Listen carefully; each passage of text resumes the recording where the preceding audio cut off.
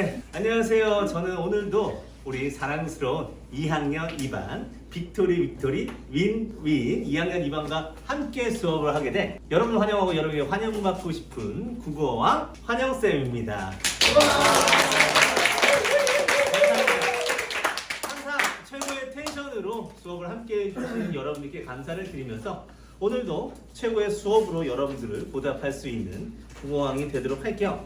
자, 실제로 여러분한테 지금까지 계속 광고를 했다시피 이건 기말고사의 내용은 굉장히 어려울 거라고 말씀을 드렸는데요. 그런데 차곡차곡 빌드업을 해가면 충분히 우리가 정복을 할 수가 있습니다. 더더욱 그걸 가르쳐 드리는 사람이 바로 국어왕이니까 여러분에게 굉장히 재미있고 유익하게 즐겁게 가르쳐 드리도록 할 거고요. 자, 오늘 수업을 여러분들한테 제공한 이유는 뭐냐면 이 수업은 굉장히 중요해요. 적어도 지성을 가진 존재라고 한다. 인간이라면 초, 중, 고등학생 할 것 없이, 대학생 할 것 없이 모든 인간이라면 다 들어도 좋을 만한 강의로 준비를 해왔어요. 바로 뭐냐면 과학적 지식의 도출 방법인데요. 여러분들께 오늘 가르쳐 드릴 게 그 논리학의 첫 번째 단계인 귀납법과 연역법을 가르쳐 드리는 시간을 가지려고 해요. 사실 인간이라고 하면 논리가 굉장히 중요해요. 여러분들 혹시 인식이라고 하는 단어가 무슨 뜻을 가졌는지 아시죠? 인식. 여기 있다. 인식은 이런 거예요. 이 세상을 우리가 받아들이는 방식을 인식이라고 얘기를 하는, 생각을 하면서 받아들일 수 있고 감정으로도 받아들일 수 있죠. 네. 근데 그거를 아무렇게나 받아들이면 되는 게 아니에요. 그러니까 그냥 봐서 개떡같이 알아들이면 안 되고 찰떡같이 알아들어야 되는데, 그러기 위해서 우리가 필요한 게 세상을 똑바로 인식하기 위해서 논리라고 하는 게 필요합니다. 합리적으로 이해하기 위해서 필요한 도구, 수단 정도라고 생각을 하시면 되겠어요. 제가 사실 여러분에게 오늘 수능 지문 말고도 하나 더 드렸는데, 바로 이 지문 지금 다 가지고 있죠? 논조와 관련 용어 정리, 이 용어를 여러분들하고 하나씩 만나보도록 할 텐데요. 첫 번째 명제에 대한 이 정의는 이미 예전에 한번 가르쳐 드린 적이 있어요. 자, 진위를 판별하는 문장 혹은 식, 진위가 참 진짜의 거짓 위자라고 말씀을 드렸죠? 참과 거짓을 가리는 문장 혹은 식을 우리가 명제라고 하는데, 오늘부터는 이제 여러분에게 논증 지문을 한 4개 정도 제시를 할 텐데 가장 첫 번째 지문을 가르쳐 드릴 겁니다. 그래서 오늘 여러분이 꼭 기억을 해야 되는 게 바로 이 논증이라는 두 번째 단어예요. 논증 제가 한번 말씀드릴 테니까 선생님이 하나 둘 셋 하면은 여러분들이 논증 읽어주는 거예요. 자, 하나 둘 셋. 논증, 명제, 옳고 그름에 대해 근거와 이유를 들어 밝히는 행위. 자, 근데 선생님 이거를 굉장히 간단하게 말씀드릴게요. 논증은 논리적으로 증명하는 건데요. 밝히는 행위가 증명이에요. 내가 줄 긋고 적어주세요. 증명.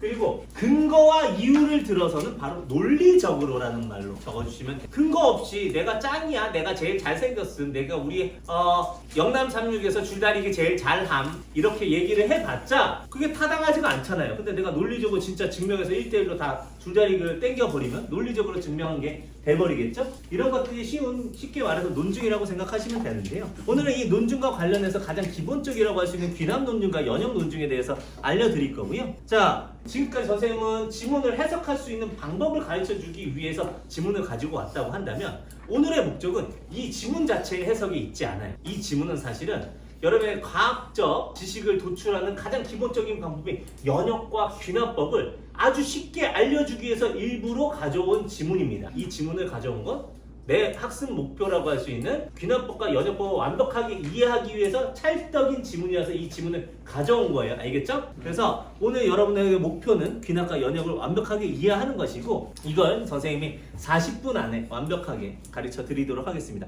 자, 그러면 지문과 함께 잠깐 들어가서 보도록 할게요. 쭉쭉 가보겠습니다. 자, 논증은 크게 연역과 귀납으로 나뉜다라고 얘기를 했어요. 자, 연역과 귀납으로 나뉜다는데 여기에다가 선생님 슬래시 살짝 쳐주도록 할게요.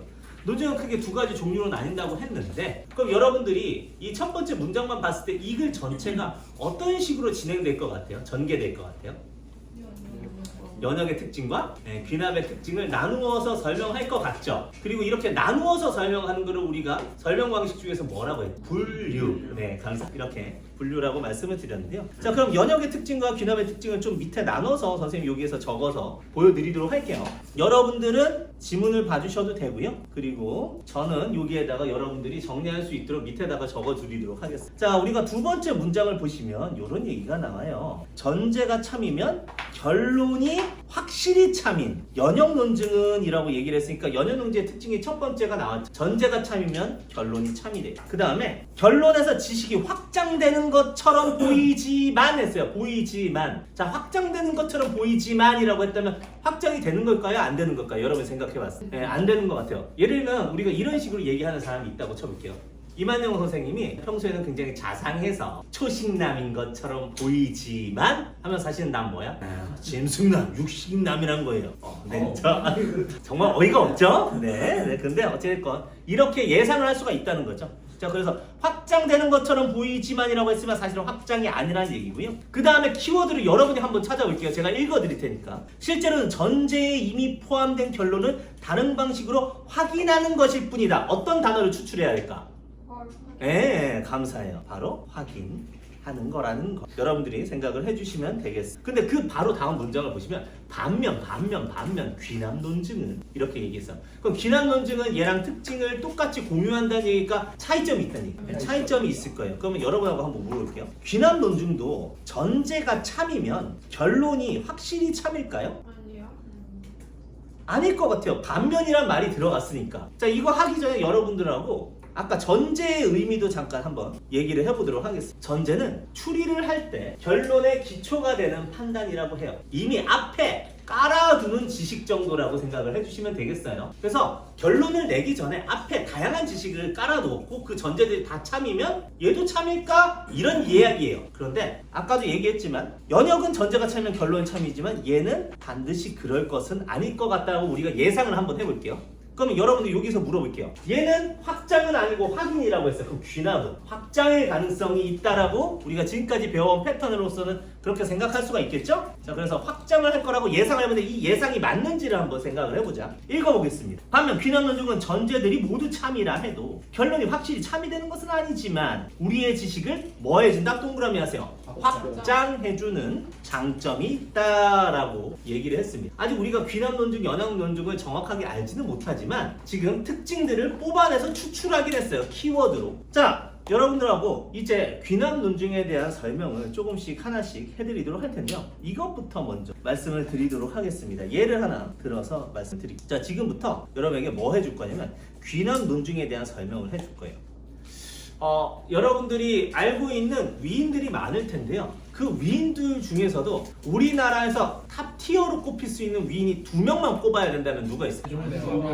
세종대왕. 그리고 세종대왕 말고 이순신. 네, 맞아요. 이순신 있을 수 있을 거예요. 그럼 여러분하고 내가 질문을 해볼게. 이 두 사람의 공통점이 뭘까? 이미 위인이라고 했으니까 위인은 배제하고 어떤 공통점이 있어요? 조선시대 사람이. 맞아요. 오, 좋아요. 화폐. 둘 다 맞는데 제가 지금 이야기를 전개하고 싶은 거는 화폐와 관련된 위인이었다라고 하는 얘기를 하고 싶었어요. 그리고 또 하나를 좀 더 공통점을 말씀드리자면 이 두 분 다 돌아가셨어요. 근데 아까 일반에서 이순신 불멸의 이순신 아닌가요? 막 마음속에 살아있다라는 그런 드립이 나오기도 했는데 그냥 말씀을 드리면은 마음속에 살아있다고 해도 지금 선생님이 얘기했던 죽었다는 생물학적으로는 죽었다는 얘기를 하고 싶은 거예요. 그래서 세종대왕은 죽었다. 오케이? 자, 그리고 이순신은 죽었다. 그럼 화폐에 있는 사람들 몇 명만 더 얘기해볼까? 누가 있을까? 신사임당. 호까지 얘기를 해주면서 자, 모자가 다 나왔죠? 자, 율곡 이이는 죽었다. 그 이가 나왔으면 누구도 빠지면 안 돼. 네, 이황도 죽었다. 자, 이렇게 얘기를 했어요. 물론 돌아가셨다가 맞는 표현이긴 한데 지금은 단순 사실적으로만 간결하게 얘기하고 싶어서 이런 표현을 했습니다. 자, 이렇게 선생님이 어떤 다양한 사실들이 이렇게 나열했는데 이건 어떤 결론을 도출하기 위한 사실이었다고 처음. 결론을 도출하기 위해서 결론 앞에다가 두는 지식이나 사실들을 우리가 뭐라고 한다고 했죠? 네, 전제 앞에다 둔다고 해서 전에 앞에 제시하는 명제라고 해서 전제라고 이렇게 이거 전제 1이라고 한다면 이거는 이황은 전제 5가 되겠네요. 근데 사실은 우리가 지금 지면에 한계 때문에 5개의 예만 들었지만 우리는 더 많은 전제를 제시할 수 있습니까? 이미 사실이라고 증명된? 그쵸? 죽은 사람 엄청나게 많잖아요. 그걸 가지고 어떤 결론을 도출을 한번 해보도록 하겠습니다. 물론 이 결론은 아직은 지식 단계는 아니고 가설 단계예요. 자, 한번 말씀을 드리겠습니다. 모든 사람은 뭐 한다? 네, 모든 사람은 죽는다. 역시 이반은 대답을 너무 잘해줘요. 고마워요. 자, 모든 사람은 죽는다라고 여러분 말씀을 드렸습니다. 이 여러 가지 사례를 모아서 일반화를 해서 하나의 가설을 만든 거예요. 근데 여러분한테 물어볼게요. 위의 전제들이 다 참이라고 할 때 얘도 참입니까? 자, 이거 무슨 논증이라고 했어요? 우리가 아직 귀납 논증 완벽하게 다 파악한 건 아니지만 이미 지문에서는 나왔잖아요. 귀납 논증은 전제가 참이어도 결론이 확실히 참인 것은 아니다라고 얘기를 했죠. 그럼에도 불구하고 이거 굉장히 그럴듯하게 느껴지나요? 근데 그 이유는 무엇일까요? 라고 여러분한테 질문을 한다면 여러분이 지금은 대답을 못할 수도 있지만 이 수업이 마치면 이걸 그 누구보다 그 이유를 잘 대답을 할 수 있을 거예요.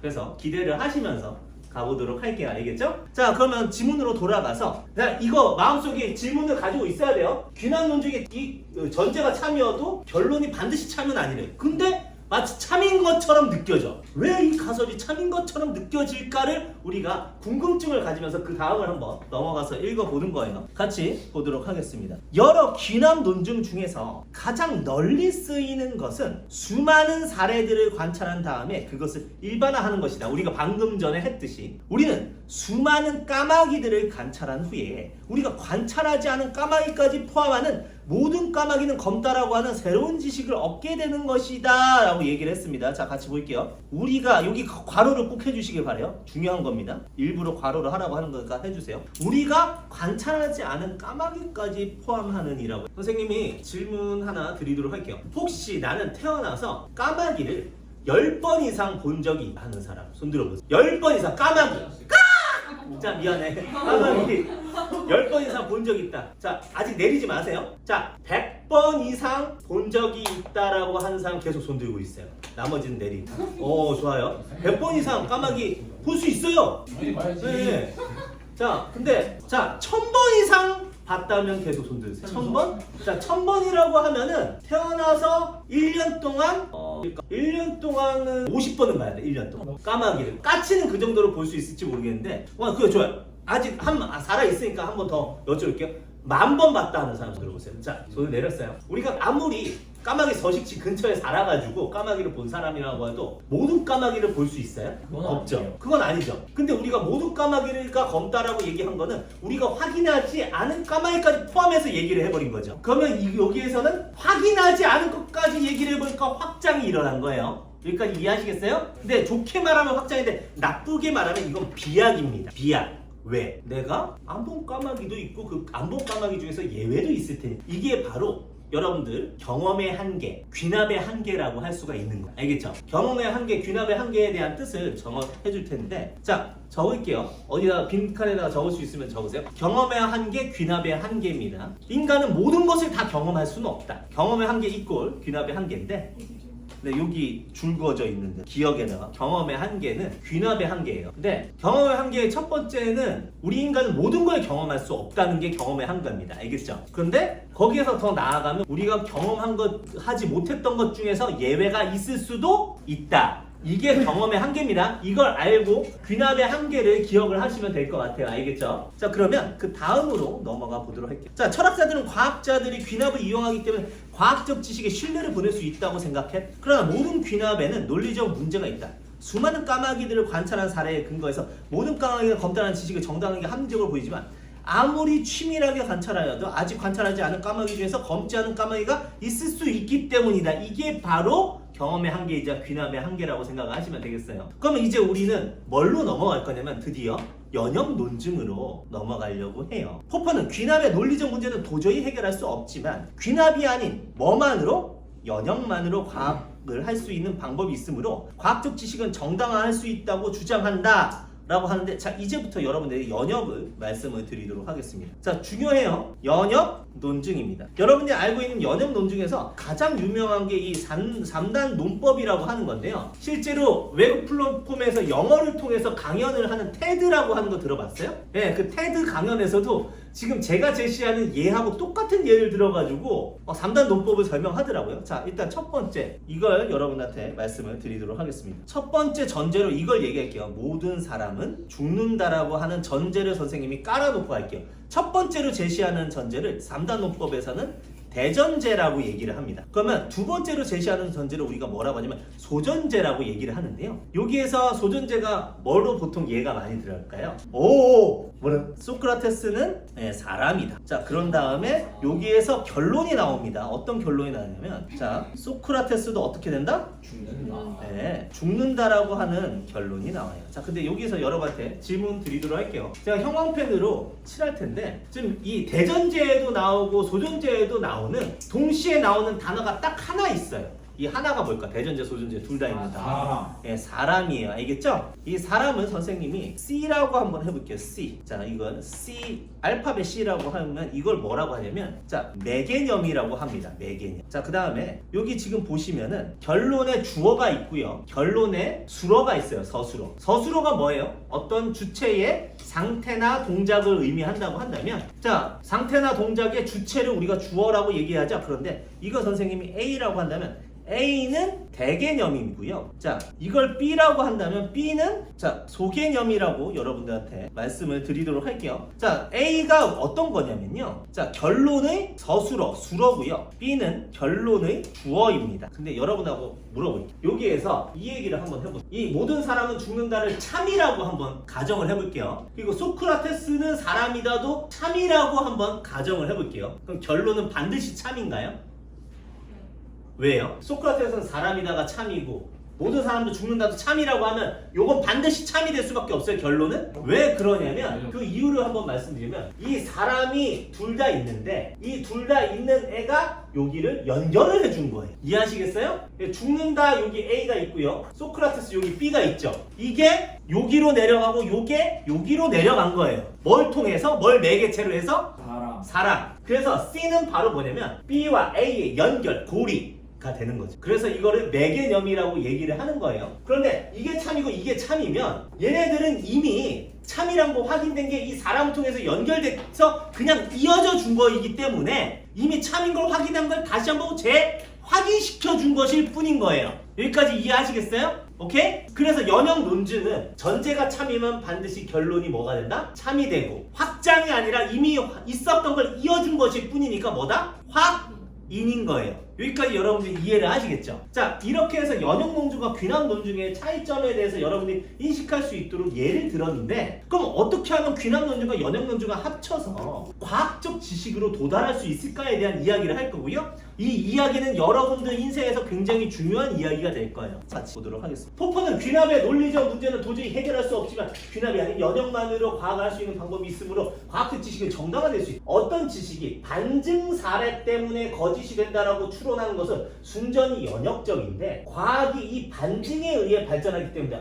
과학이 뭘로 발전한다고요? 네, 근데 여러분한테 물어볼게요. 반증 뭐예요? 네, 바로 여기 선생님이 적어드렸죠? 자, 어떤 사실이나 주장이 옳지 아니함을 그게 반대되는 근거를 들여 설명하는 행위라고 되어 있어요. 근데 여러분이 줄 그어주셔야 되는 건 바로 뭐냐면 옳지 아니함이에요. 옳은 것을 한 글자로 얘기하면 뭐가 될까요? 참. 그러면 옳지 아니함은요? 거짓.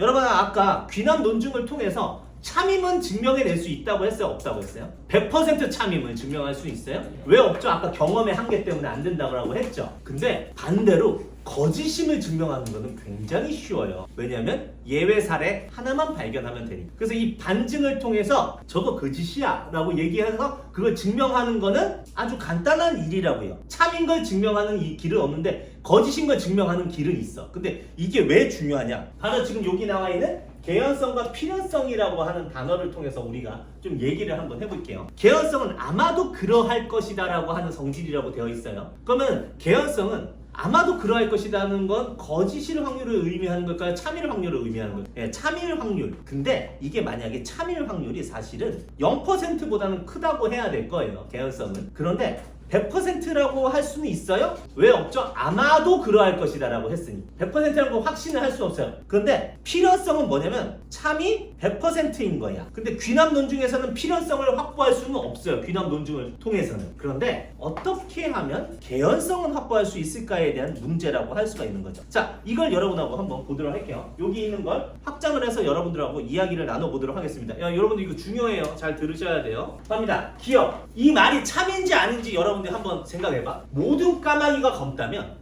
어떤 까마귀는 검어야 한다. 참이에요? 그쵸? 봐봐. 어떤 까마귀라고 하면은 조금 너무 불특정인 것 같으니까 이름을 하나 지어줄게요. 어떤 까마귀가 있는데 그 까마귀의 이름은 윌리스야. 윌리스. 그러면 모든 까마귀가 검다라고 한다면 윌리스가 까마귀면 윌리스도 뭐 해야 돼요? 검어야 되죠. 이거 참입니까? 근데 니은에서 윌리스는 검지 않은 거. 윌리스의 색깔이 초록색이 아니라 파란색이라고 해보자. 윌리스 색깔이 파란색이면 결론은 어떻게 됩니까? 따라서 모든 까마귀가 다 검은 것은 아니다가 참이 되는 거죠.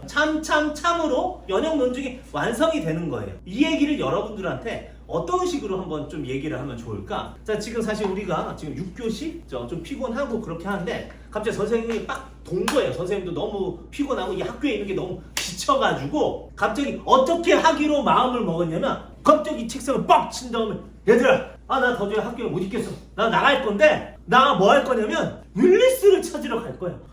나한테 동참할 사람 없냐라고 하는데 갑자기 2학년 2반이 윈윈 해가지고 저랑 갑자기 단체가 미쳐가지고 그냥 나갔어요. 그냥 나갔는데 근데 애들이 나가서 한동안 여기 우리 동네 근처에 까마귀 다 뒤집어 보고 찾아보고 이렇게 하다가 까마귀를 못 찾으니까 슬슬 뒤가 걱정이 되고 현타가 와가지고 학교로 한 명씩 복귀를 합니다. 그런데 좋아요. 제가 여기서 한 명을 좀 지목해서 할게요. 현선이가 근데 끝까지 나랑 함께 해준 거예요.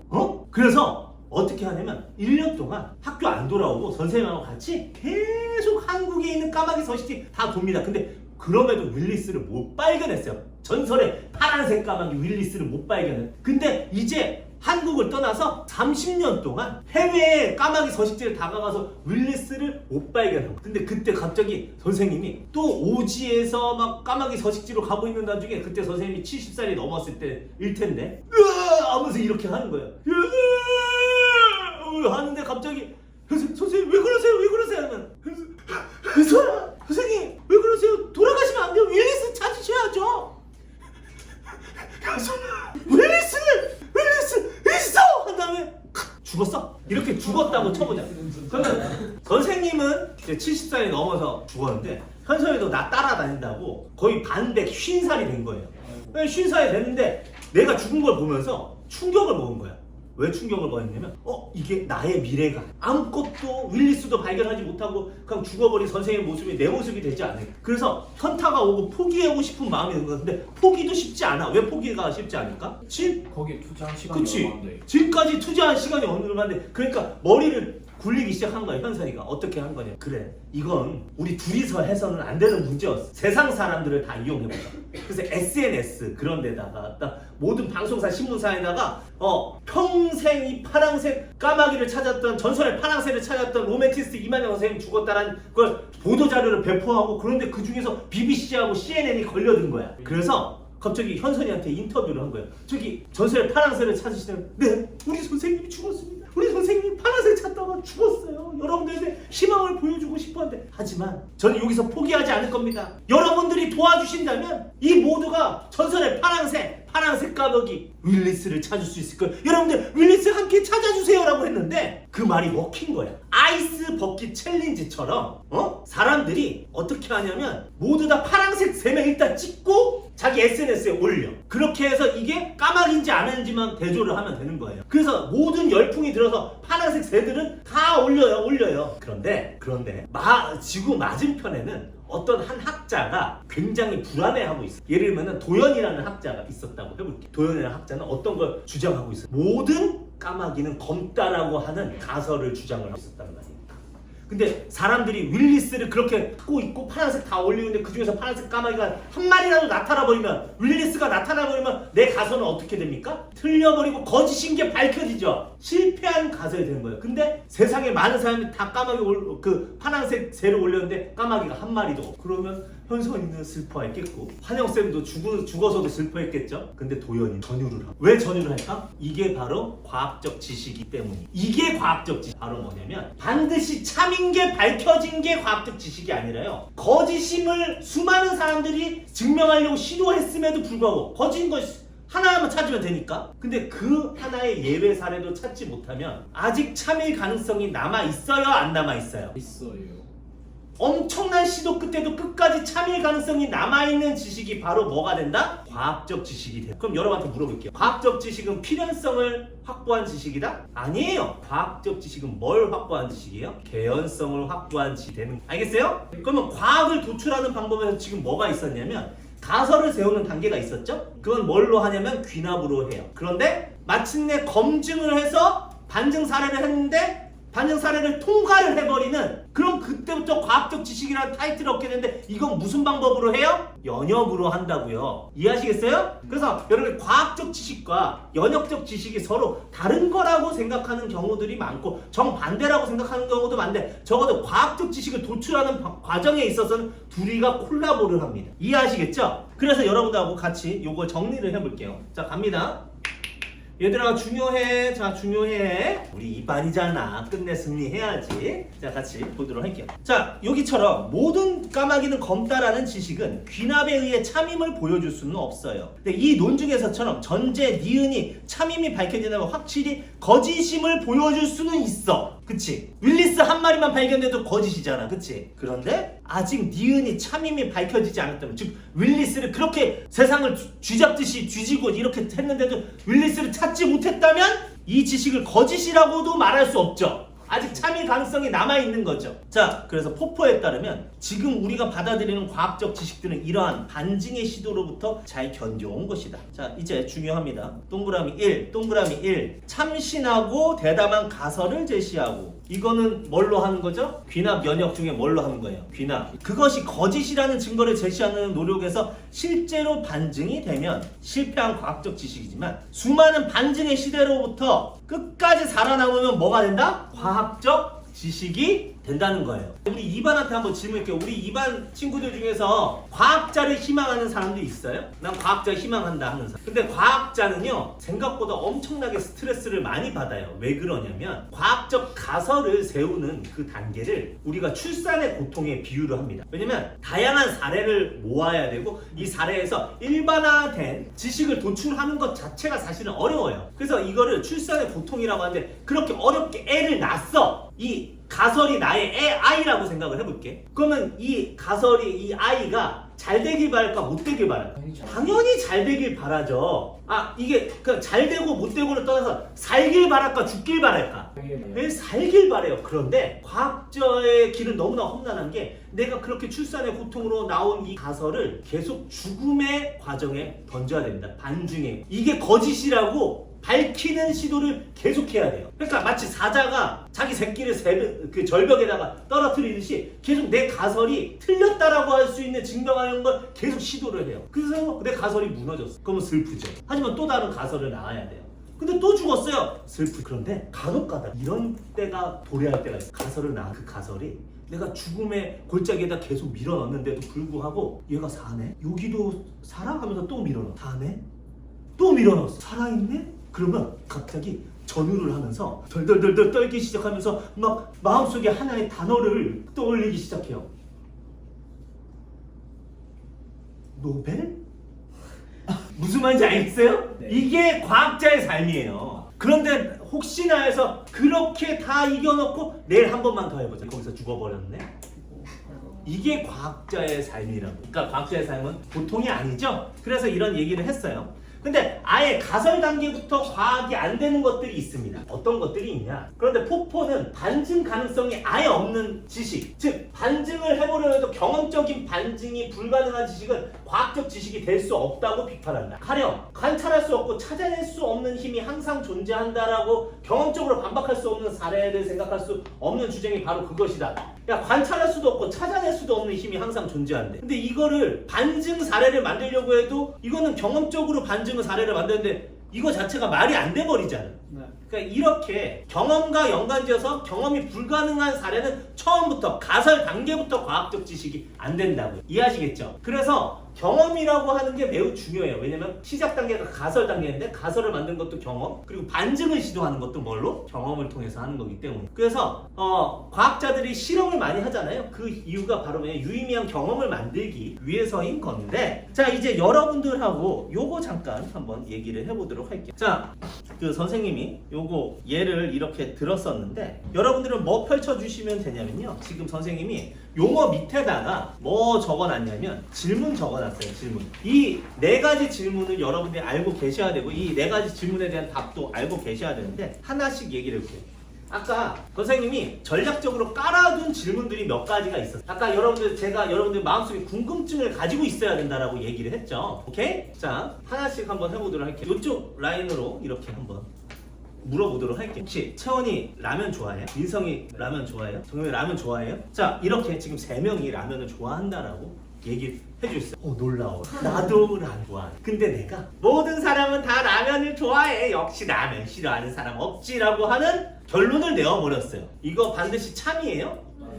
아니죠. 근데 내가 2학년 2반 모든 친구들한테 다 라면 좋아하냐고 물었는데 2학년 2반 모든 친구들이 다 라면 좋아한대. 심지어 우리 영남 36 학생들 다 물어봤는데 고등학생, 중학생까지 다 라면 좋아한대. 그래도 참이에요? 반드시 참은? 반드시 참. 아니에요. 반드시 참은 아니라고요. 이게 사실은 아까 선생님이 여러분한테 궁금증을 마음속에 품고 있으라고 한 거하고 똑같아요. 얘 아무리 전제가 많아도 얘가 반드시 참이 되는 건 아니란 말이에요. 오케이? 그런데 내가 어떤 걸 물어보려고 했냐면 얘가 다 참인데 얘도 왠지 그럴듯해 보여. 왜 그럴듯한지. 얘가 반드시 참인 거는 아닌데 필연성은 확보하지 못했는데 왜 얘가 그럴듯하게 느껴질까에 대한 궁금증을 품으라고 했죠. 근데 이제 여러분들은 그거에 대한 답을 할 수가 있게 됐습니다. 질문을 하나씩 여러분들하고 보도록 하죠. 첫 번째 질문입니다. 자, 귀남 논 중에서 많은 전제를 모아도 결론의 필연성을 확보할 수 없는 이유는 무엇일까요? 5글자로 얘기해 줄 수 있을까요? 5글자. 내가 수업 시간에 얘기를 했습니다. 이 수업 시간 중에 경험의 한계. 경험의 한계가 뭐라고 했죠? 귀납의 한계이고, 귀납의 한계는 뭐죠? 우리 인간은 모든 걸 다 경험할 수는 없다. 그리고 우리가 경험하지 않은 것 중에서 뭐가 있을 수 있다? 예외가 존재할 수 있기 때문에 우리는 필연성을 확보할 수는 없는 거예요. 바로 뭐야? 이 경험의 한계, 귀납의 한계 때문에. 그럼 두 번째, 그럼에도 왜 귀남 논증의 결론이 그럴듯하게 느껴질? 왜 그럴듯하게 느껴질까? 사례가 많아서 그것도 뒤에 가서 얘기를 해줘. 뭐냐면 죽지 않는 단 한 사람을 발견하지 못했기 때문에, 즉 반증 사례를 발견을 해서 거짓임을 증명하지 못했기 때문이에요. 자, 사례를 했고 가설을 했는데 반증 사례에서 살아남아서 그건 무슨 지식이 되기 때문이에요? 과학적 지식이 됐기 때문입니다. 알겠어요? 그럼 귀남 논증의 결론이 과학적 지식으로 결론되기 위한 과정은 이미 나왔네. 뭐예요? 첫 번째, 여러 사례를 모아서 일반화된 가설을 제시한다. 이건 귀남 논증이죠. 두 번째는 뭘까요? 반증의 시도에서 살아남아야. 반증의 시도에서 살아남는다. 이건 연역 논증이죠. 알겠죠? 그렇게 했을 때 살아남으면 무슨 지식이 된다? 과학적 지식이 되는 거예요. 근데 이제 아까 수어가 얘기했었던 내용으로 다시 한번 돌아가. 귀남 논증의 결론이 필연성을 확보할 수는 없죠. 아무리 그렇다고 해도 100% 참임은 증명해낼 수가 없어요. 뭐 때문에? 경험의 한계 때문에. 그럼에도 왜 많은 전제를 모을까요? 여기에 있는 단어를 가지고 얘기해보세요. 뭐를 더 확보하려고? 개연성을. 맞아요. 개연성을 더 많이 확보하고자 많은 사례, 많은 전제 이렇게 얘기를 합니다. 예를 들면은 선생님이 우리 영남 36 고등학교 학생들은 텐션이 높다. 이 사례를 한번 얘기를 해본다고 해볼게요. 그러면 그 사례를 많이 모을수록 개연성이 더 높아지겠죠? 이해하시겠죠? 그래서 이 네 가지 질문은 결국엔 과학적 지식에 대한, 이 과학적 지식의 특성에 대한 통찰을 담고 있는 질문이라고 할 수가 있고요. 지금 선생님이 어떤 걸 여러분한테 말씀을 드렸냐면 3가지를 말씀을 드렸어요. 하나는 연역 논증, 또 하나는 귀남 논증. 그리고 이 둘을 콜라보해서 과학적 지식을 도출하는 방법까지 알려드렸어요. 이거는 지문에 나와 있는 거지만 사실은 오늘만큼은 지문이 목적이 아니라 여러분에게 이 과학적 지식의 도출 방법 가르쳐주는 것 자체가 목적이라고 말씀을 드렸습니다. 왜 그런 줄 알아요? 논증이 과학적 지식을 낳아. 근데 과학적 지식이 우리 인간 문명을 낳았습니다. 우리가 지금 이 수업을 촬영할 수 있는 것, 녹화해가지고 높은 비트레이트로 촬영해서 고화질, 고품질로 여러분한테 제시를 할 수 있는 것도 다 과학기술의 발전 때문이에요. 근데 그게 기본적으로 어디서 나왔다고요? 논증의 과정을 통해서 과학적 지식을 확보를 했고 개연성이 높은 지식들을 가지고 우리가 문명을 건설했기 때문에 우리 인간이 만물의 영장이 될 수 있었던 거예요. 우리가 이 삶을 행복하게 누릴 수도 있고 더 발전을 누릴 수 있는 것도 이 과학적 지식의 도출 방법 때문인데, 만약에 여러분들이 이 인간으로서 이 과학적 지식의 도출 방법에 대한 아주 기본적인 개념을 모른다고 한다면 사실은 부끄러운 일이죠. 하지만 저는 여러분들에게 오늘 이 과학적 그리고 인간이 발전할 수 있는 가장 근본적인 논증학에 대해서 여러분한테 가르쳐 드린 겁니다. 그래서 이거는 수능만이 아니라 여러분들이 평생 가져가야 될 지식이란 걸 말씀드리면서 오늘 수업 마치도록 할게요. 지금까지 여러분을 여러분에게 환영받고 싶은 국어와 환영쌤이었습니다. 감사해요.